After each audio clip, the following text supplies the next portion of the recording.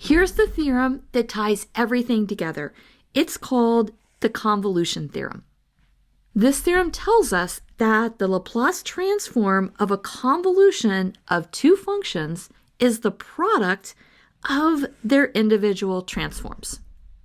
The Laplace transform of the convolution of f and g is just the Laplace transform of f times the Laplace transform of g.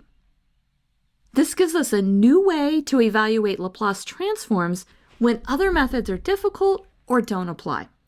Now let's read this the other way. This is the direction that we're going to use most.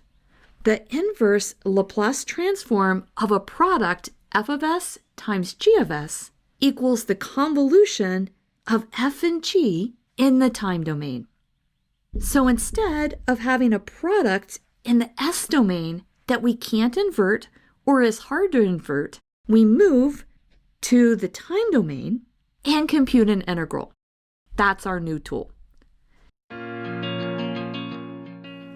If this video has been helpful to you, please consider subscribing to my channel. Keep believing in yourself and have a great rest of your day.